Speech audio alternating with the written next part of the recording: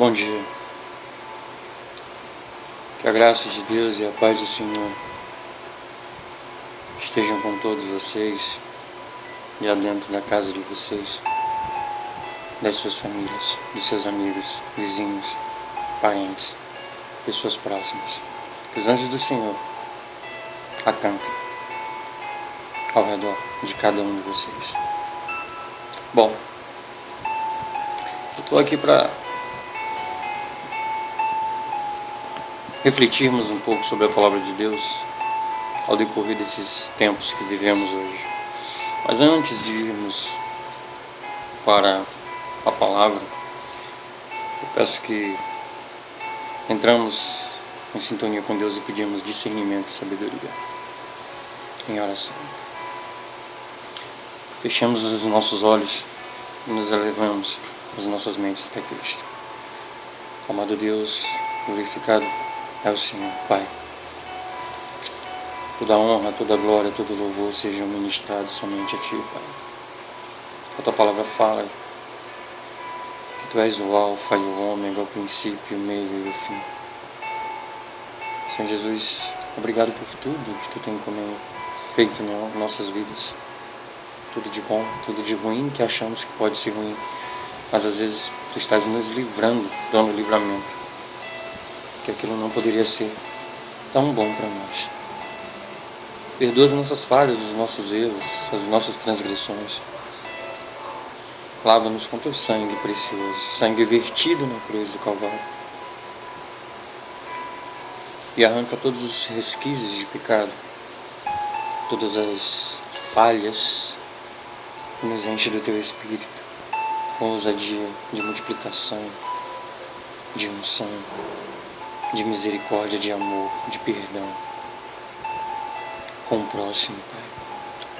Nos ensina a ver com Teus olhos e não com os olhos humanos. Nos ensina a amar com o Teu amor.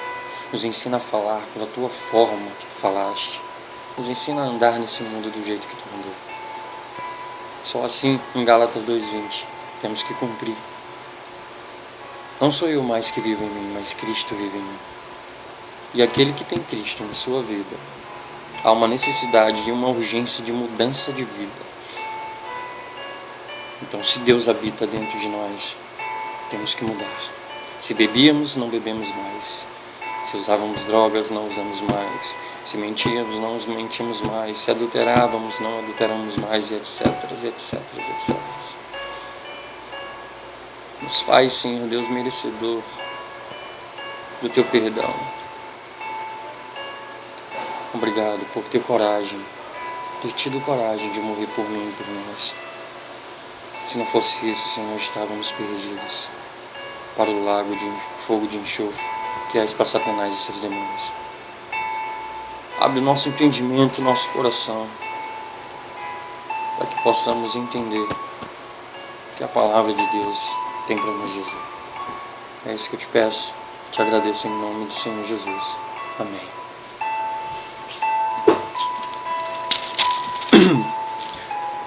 Amados irmãos, então vamos lá. E o texto para reflexão está em Mateus 24, verso 24. Porque surgirão falsos cristos e falsos profetas operando grandes sinais e prodígios para enganar, se possível, os próprios eleitos. Bom, a Bíblia já nos alertava há muitos anos que iriam surgir falsos profetas, falsos cristos. Mas por incrível que pareça, nós que conhecemos a verdade, como a Bíblia fala em João 8,32, e conhecereis a verdade vos libertará. Infelizmente, estamos absorvendo para nós, estamos sendo egoístas. Quer ver? Você É, você mesmo. Quantas vidas você já ganhou para Cristo? De janeiro para cá. Não se preocupe que eu também estou falando comigo, tá? Eu também estou precisando abrir os meus olhos. Eu não sou de apontar, eu olho primeiro para mim. E é por isso que Deus me deu essa palavra para falar para vocês. A palavra de Paulo: desperta, ó igreja, tu que dormes. Não estamos em época de estar dormindo. Estamos em guerra com Satanás e Satanás não brinca. Satanás está conseguindo manipular a mente da sociedade com as suas mentiras. Falsos cristos, falsos profetas, teoria da prosperidade, etc, etc. A Bíblia não fala sobre essas coisas. Os dons do Espírito Santo é o amor, é o perdão, é a misericórdia.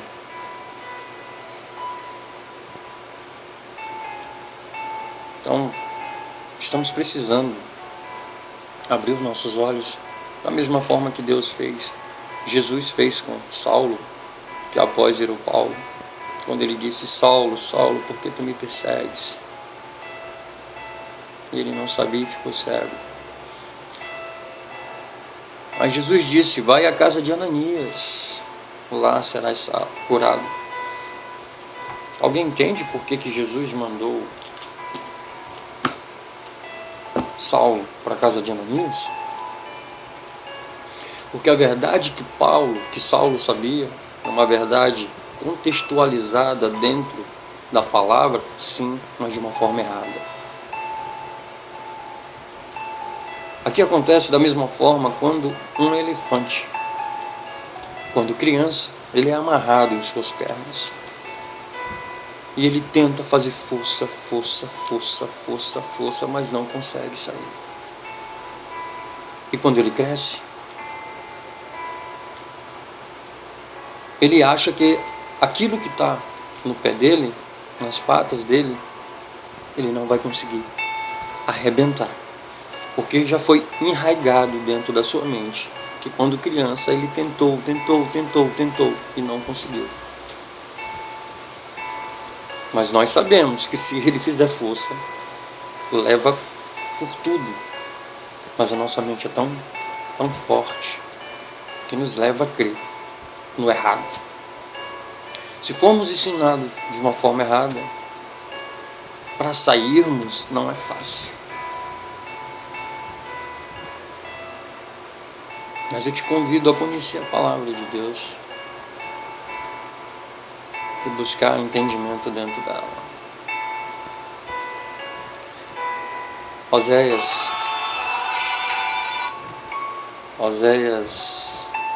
3, 5, se eu não me engano, diz: por falta de conhecimento meu povo perece. Então, se nós não abrimos a palavra de Deus, se não estudamos, como você vai perceber os erros do fim? Como você vai perceber que aquela pessoa que se aproximou perto de você é um lobo ou um cordeiro?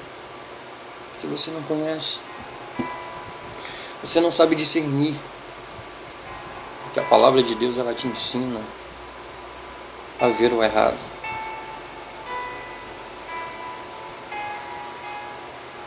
E para isso temos leis. As leis existem no mundo real e no mundo espiritual. Eu não consigo entender por que pessoas conseguem ler a Bíblia e não entender. Porque está ali claro. Se você não crê nos mandamentos que Deus deixou na palavra dele, como você vai descobrir os falsos profetas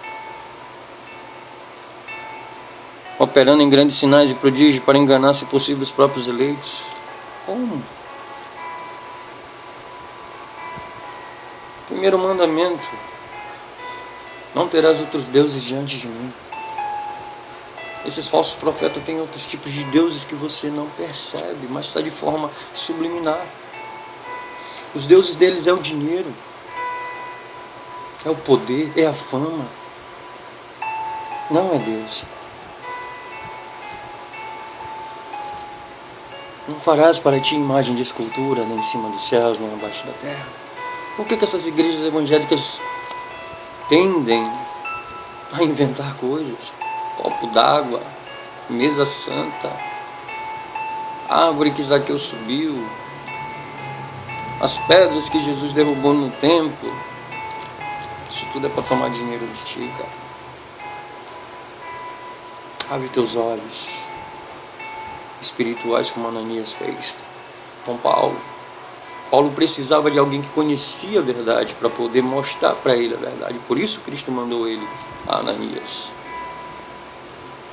Então você sozinho não consegue.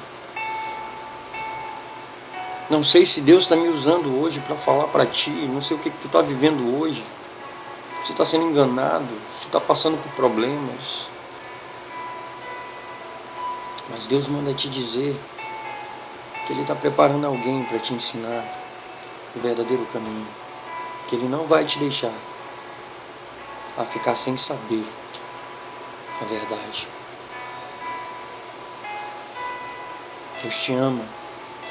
Deus tem um propósito para ti e não quer que tu seja enganado por falsos profetas, falsos cristos, que vão operar grandes milagres, vão curar doenças, enfermidades, quem sabe ressuscitar mortos.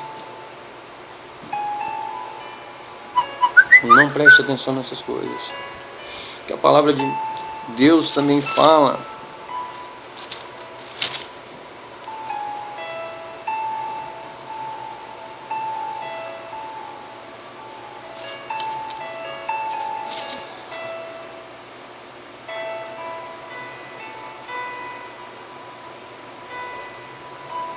a palavra de Deus, não me recordo agora, mas diz: nem todo aquele que disser Senhor, Senhor, entrará no reino dos céus, mas todo aquele que faz a vontade de meu Pai. E quem são aqueles que fazem a vontade de Deus? Aí a gente vai lá para Apocalipse 12:17.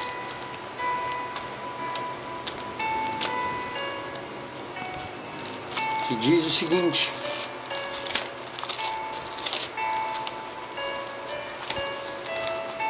eu sei de qual, mas eu vou mostrar para vocês aqui dentro. Virou-se o dragão contra a mulher e foi pelejar com os restantes da sua descendência, os que guardam os mandamentos de Deus e têm o testemunho de Jesus, e se pôs em pé sobre a areia do mar. Apocalipse, ele é um livro de sinais. Nós não podemos interpretar ele do jeito que está escrito. Apocalipse é um livro que você vai entender junto com livros proféticos como Isaías, Jeremias, Daniel, Ezequiel, Amós, Judite, Ruth, Esther, Tobias, Joel, entre aspas, etc. Dragão significa Satanás. Satanás está virado contra a mulher. Mulher significa igreja. Isso está falando em Daniel e em outros livros proféticos. E Satanás, por ira contra a igreja, contra a mulher, foi pelejar com os restantes da sua descendência. Quem são os restantes? A palavra de Deus é clara. Apocalipse é Novo Testamento, não é Velho. E diz: aqueles que guardam os mandamentos de Deus. Ah, mas os mandamentos não foram abolidos depois que Jesus ressuscitou? Filhinhos, filhinhas, me mostrem vocês na Bíblia. Aonde que Jesus mandou mudar o sábado para outro dia, dia de observância? Ou então que as leis todas foram abolidas depois que ele ressuscitou? Olha só como seria, como é a palavra que eu falo, meio contraditório. Jesus poderia ter dito para Maria, mãe, eu vou ressuscitar, eu vou morrer, vou passar 3 dias e vou ressuscitar. Depois de ressuscitar, mãe, as leis do tempo de Moisés não servirão mais, tá? Nada. Porque agora eu estou ressuscitando e todos estão salvos.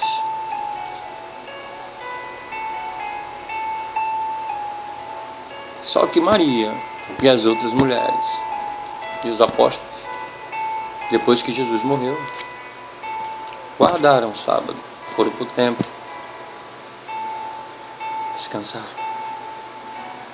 Continuaram não adorando deuses, não fizeram imagem de escultura, não falaram o nome de Deus em vão. Guardaram o sábado. Lembra-te do dia do sábado, pois 6 dias trabalharás e no 7º descansarás. Por isso o Senhor, teu Deus, o santificou e o abençoou o dia do sábado. Honra. Pai e mãe continuaram honrando pai e mãe. Não matarás, não furtarás. Não adulterarás. Não mentirás. E não cobiçarás.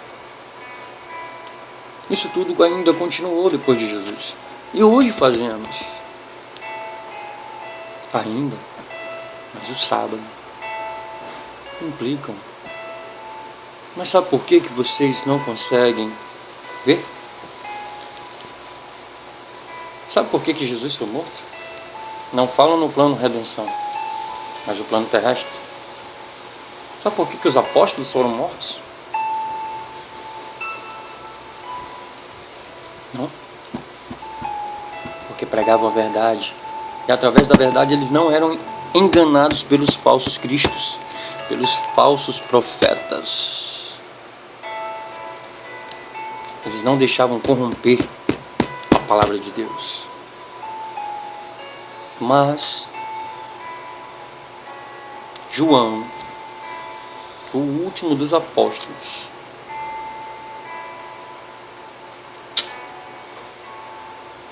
que foi o que ficou quando João morreu. Infelizmente não tinha mais para dizer eu vi Cristo falar isso e para fazer isso.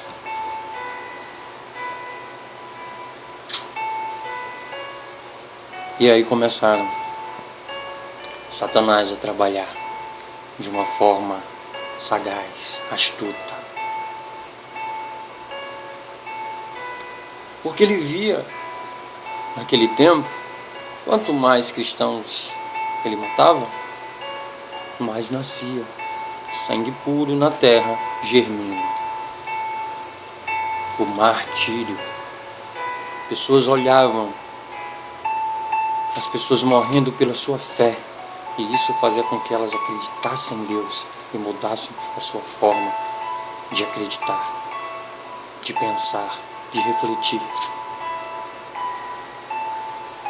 Então,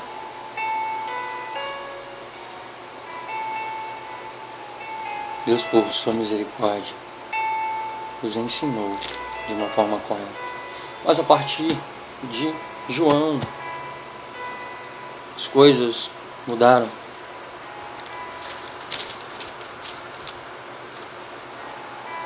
As coisas ruins entraram dentro da igreja porque foi a melhor estratégia que Satanás pôde criar.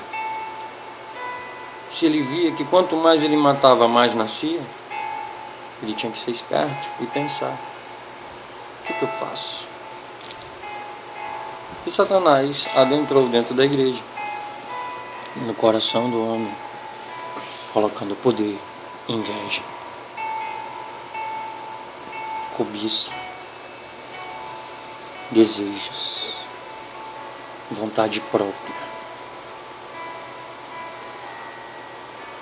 E aí começou: por falta de conhecimento, meu povo perece.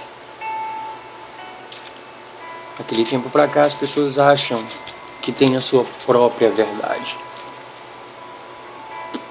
Hoje você ouve muito as pessoas falarem: a vida é minha, eu faço o que eu quero. Infelizmente. Mas Gálatas 2:20 diz: não sou eu mais que vivo em mim, mas Cristo vive em mim. Aí te pergunto, o que é isso? O que é Cristo vive em mim? Nada mais, nada menos que você entregar sua vida para Deus e deixar Deus agir, tendo companheirismo com Deus, virar amigo de Deus, ouvir a voz de Deus, dizer: filho, não é por aí, vá por aqui, é o que eu tenho para ti.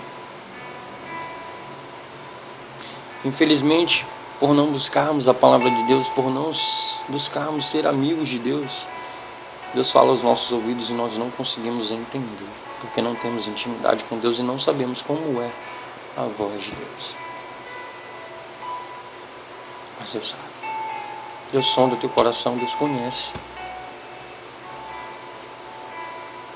E precisamos retomar, para que a gente não seja enganados por falsos cristos, falsos milagres. Como eu disse, Jesus falou: nem todo aquele que disser Senhor, Senhor entrará no reino dos céus, mas todo aquele que faz a vontade de meu Pai.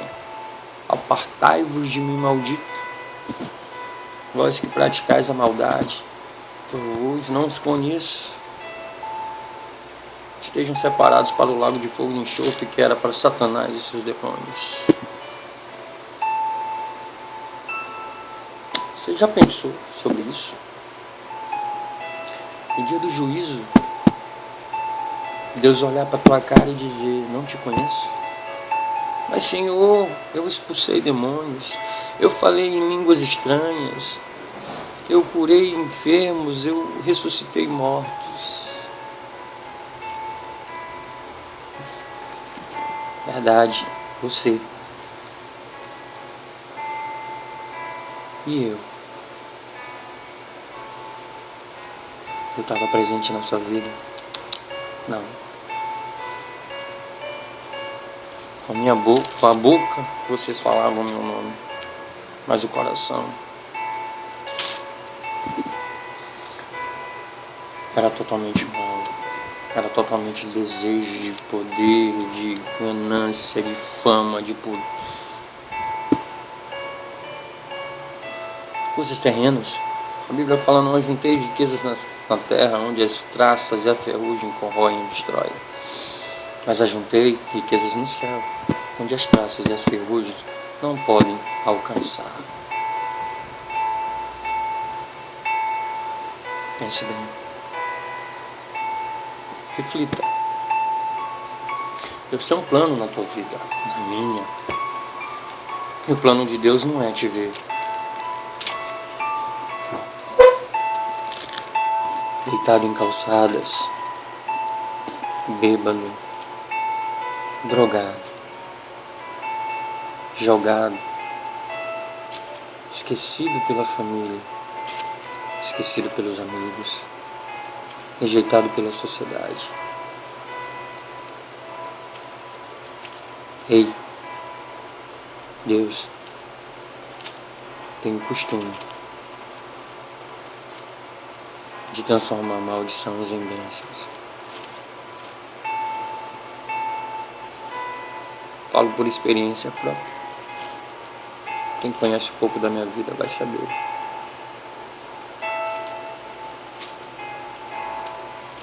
Felizmente eu só estou aqui pela graça de Deus. Deus sabe que não era mais para mim estar vivo. Se fosse por minha vontade.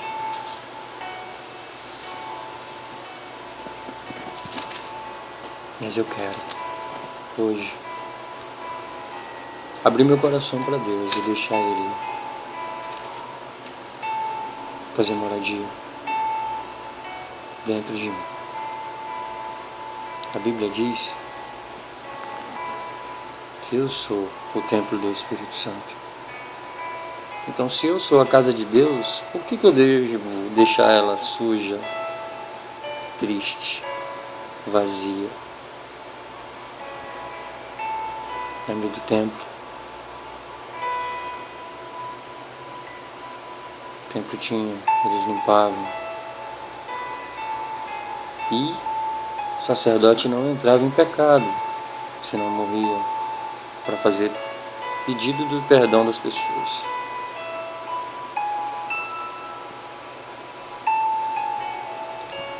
Então, limpe o seu templo.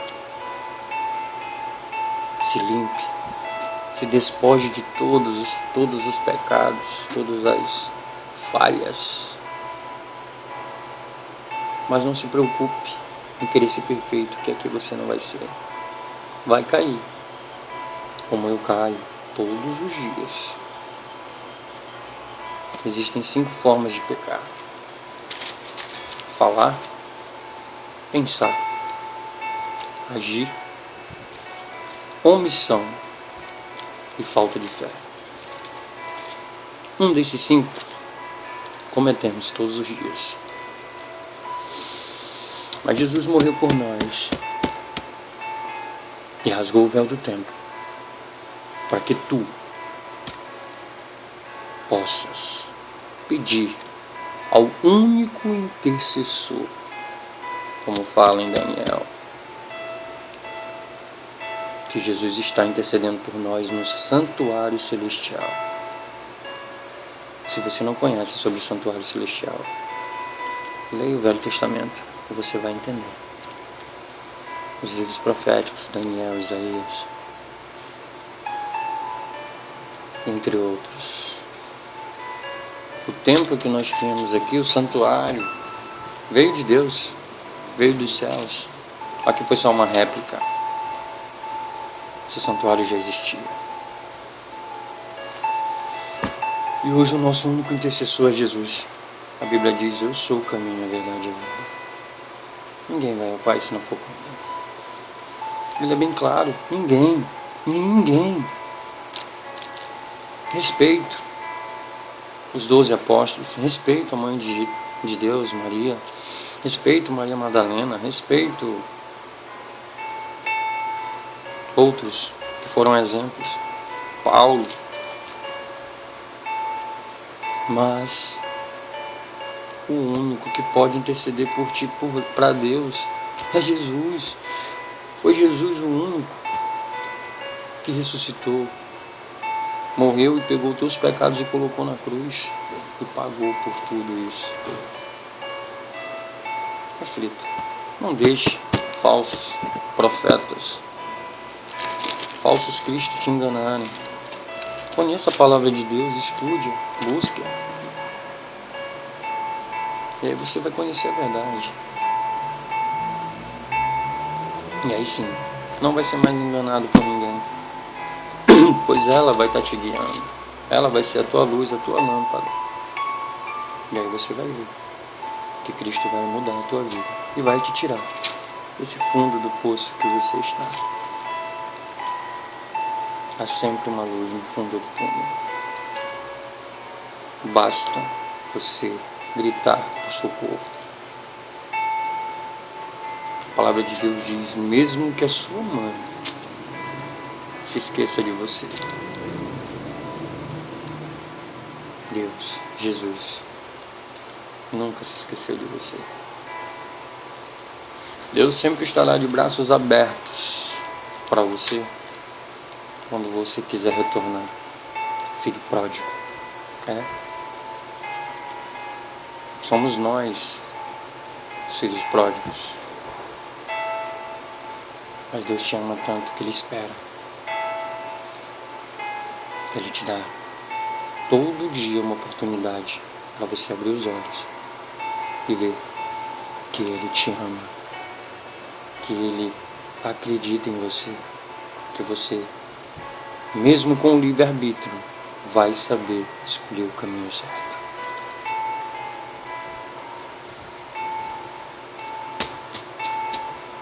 2 Timóteo,